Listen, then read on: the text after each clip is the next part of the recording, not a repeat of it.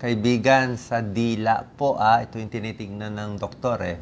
Pag tinitingnan ng dila ng pasyente, may clue tayo kung healthy siya o hindi, meron bang sakit na nakatago. Kaya yung mga doktor, di ba, lagi chinecheck ang dila.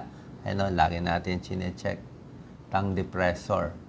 Ano yung sinasabi ng dila kung healthy tayo o hindi? Bigyan ko lang po kayo muna ng overview. Iisa-isahin natin to katulad nito, puro hindi to normal. Hindi to normal sa dila. Katulad nito, may mga sugat-sugat siya, hiwa-hiwa. Hindi po normal yan. Ito masyadong mas smooth. Ito namumula. Kulang to sa vitamins. Ito may puti-puti. Papakita ko to mamaya, may infection. Ito may singaw. Yan singaw. Ito may bukol. Pag bukol po, baka oral cancer, binabantayan natin. Ito po, umpisa na natin Number 1, geographic tongue. Ano ang geographic tongue? Ibig sabihin, ito po yung normal ng dila. Yan, yung may light, kulay puti na medyo pinkish. Ito yung normal Merong mga papillae. Yan ang mga taste buds natin. Tapos minsan, nawawala yung papillae. Parang to nawala natatanggal ito, nagbabago yung anyo. In 3% of tao, ganito nangyari. Parang nagkakamapa-mapa. Kaya tinawag na geographic tongue. Kung mas marami ang nagbabago, ganito nangyayari.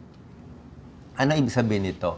Hindi naman to delikado, pero minsan ito related sa stress. Related sa stress, pwede sa psychological problem, pwedeng kulang ka sa zinc, kulang ka sa vitamin B, pwedeng dahil sa psoriasis. Yung mga menopause, pwede rin. Nireregla, buntis.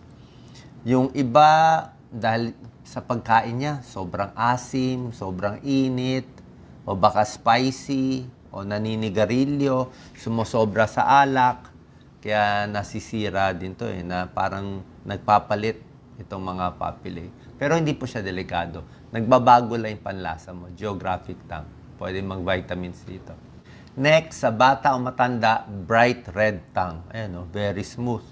Strawberry tongue pa nga tawag dito. Ito nakikita sa mga bata. Pag ganito, pwedeng may lagnat siya. Pwedeng sore throat, pwedeng Kawasaki disease, meron pa nga mga scarlet fever, yan. Pag sa medyo matanda, yan smooth din strawberry tongue din. Baka kulang din siya sa vitamins. Kulang sa folic acid, kulang sa B vitamins, o kulang sa iron. Yung mga may dentures, may pustiso, minsan nagiging ganito rin ang dila nila. Mga babaeng nagme-menopause, pwede rin. Ito, meron din infection, celiac disease, at may mga gamot, minsan iba, nagkokos din ito. So, hahanapin ng doktor kasi hindi siya normal. In the meantime, mag-vitamins muna tayo pag ganito ang dila. So, check nyo po dila nyo mamaya after this video. Tingnan ang salamin. Burning mouth syndrome. Parang iba pa, parang napaso. Di ba pag napaso tayo, iba pang lasa natin. Ito, parang napaso ka. Okay? Anong cause nito? Pwedeng na dry mouth ka sa diabetes. Pwedeng nag-acid reflux, may acid, kaya nag-iba pang lasa mo. Pwedeng may sakit ka, may infection. Pwedeng maasim ang kinain mo, sobrang asim. O nasobrahan ka sa toothpaste. Nasobrahan ka sa mouthwash, naluto yung dila mo. Na parami ang candy, ang chewing gum. Yan, okay lang yan, wala namang kaso to. Ito walang sakit. Ito may sakit. Diba? Ito mga tinuturo ko. Ito singaw. Okay? Pag isang singaw lang, titingnan mo, bakit ka nakasingaw? Baka nakagat mo, ang dila mo, nasugat, magkakasingaw. Nasugatan ng ipin, magkakasingaw. May braces ka, magkakasingaw. Pero may ibang singaw na baka may virus may ganun din yun. Tapos may singaw na baka kulang ka rin sa vitamins, pwede rin yun. Okay? Tapos, pag isang peraso lang, okay lang yan. Pero kung marami masyadong singaw-singaw, baka mahina immune system o baka may nakatagong cancer. Pwede rin. Pero pag isang perasong singaw lang, para sa akin, merong nilalagay ng mga cream, ang doktor. Pero ako, gusto ko rin yogurt Pag kumakain ako ng yogurt, parang natatapalan ng sugat. Hindi na sumasakit. Parang tinatapalan ng yogurt. May sugat man dito, sa lalamunan o dito. Yan, yogurt lang. Baka every 2 hours para lang mabawasan yung sakit at gumaling siya. Okay? Common to sa atin sa Pilipinas. Canker sores or singaw. Next, ito kulay puti. Creamy white patches. Ito po ay tawag dito thrush or fungal infection. May fungal infection to. Baka nagkasakit ka, may gamot kang iniinom, nagulo yung mga bakterya sa bibig mo, humina immune system mo, nagkaroon ng infection dito. Fungal infection. Papakita natin to sa doktor. Maraming klase ng puti-puti. Iba-iba yung mga pangalan. Ito yung thrush. Anong doctor? Sa ENT doctor. ENT. Derma? ENT doctor to. Linya to na ENT Ear, nose, throat. Ito naman, puti-puti rin pero mas matindi. Oo, lichen planus ang tawag dito. Okay? Minsan to early sign of cancer, pwedeng may infection o baka may gamot kang iniinom. Medication, infection, or early cancer. Babantayan natin to. Lichen planus. Minsan ganun kagrabe, ito meron lang puti-puti din sa tabi. Yun din po. So babantayan, sisilipin maigi ang bibig. Baka may nakatagong bukol. Hindi naman to nakakahawa. Pero siya, ibig sabihin niya, may inflammation sa dila. O, tignan niyo mamaya para makatipid tayo sa check-up. Leukoplakia, isang klaseng puti rin to. Thick and white patches, pero hindi sa dila. Sa gums naman to. Sa side ng bibig, sa ilalim ng dila, ganito itsura niya. Puti-puti, kala mo wala lang siya, pero kahit scrape mo, hindi matatanggal. Naka-stuck na siya doon. Pwedeng sa sigarilyo, mga chronic smoker, tobacco, or pwede rin to early sign of cancer.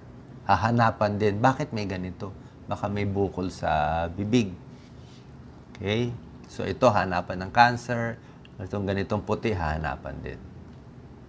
Meron naman, oral hairy leukoplakia. Maputi din, pero parang mabuhok siya. Ito, nakikita to sa mahina ang immune system. Pag may ganito, mahina katawan mo. So baka may sakit tulad ng AIDS, Epstein-Barr virus, o basta meron kang sakit na nagpapahina ng katawan, nagkakaroon puti-puti na mabuhok-buhok. Yan ang tawag po. Oral hairy leukoplakia. Ito ano to? Brownish, di ba?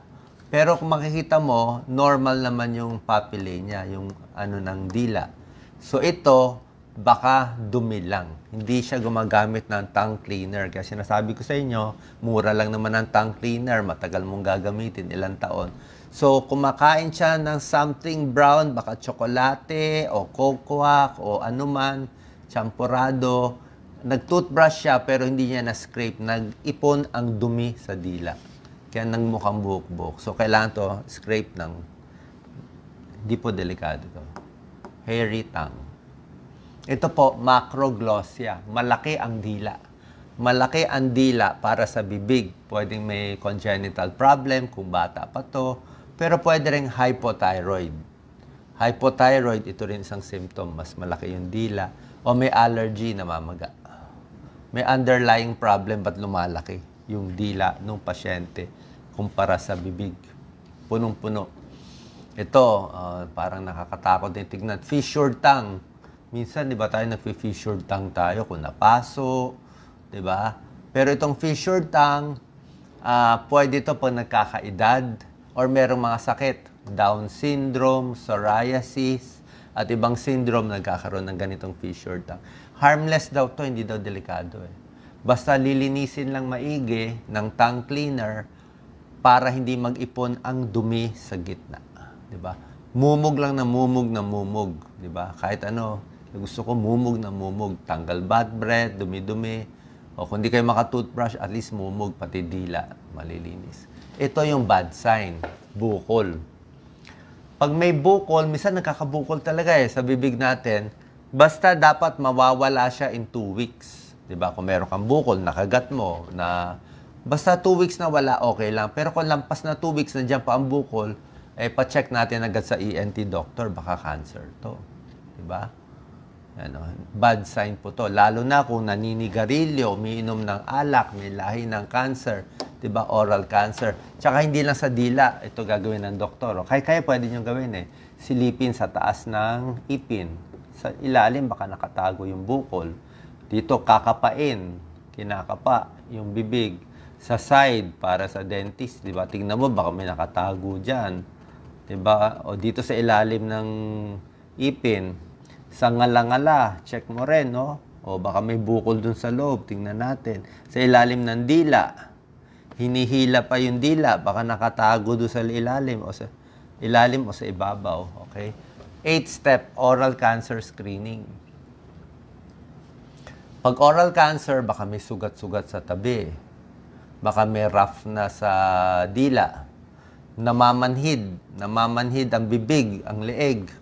Hindi makalulon, hindi makakagat, namamayat, may bad breath, baka oral cancer na pala to. Okay?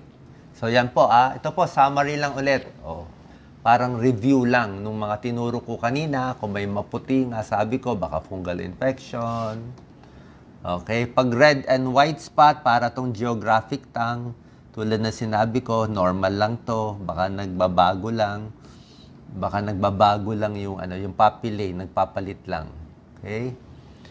Pag masyado mapula, strawberry tongue, sinabi ko sa inyo, baka kulang sa vitamins, kung matanda, kulang sa iron, folic acid, B12, or kung bata, baka may sore throat, Kawasaki, scarlet fever, strep throat.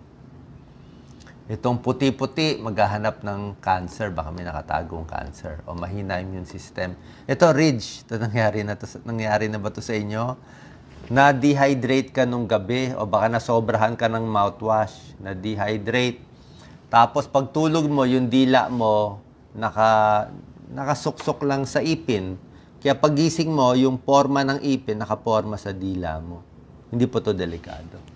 Parang nagkalinya ka lang, nagkalinya ka.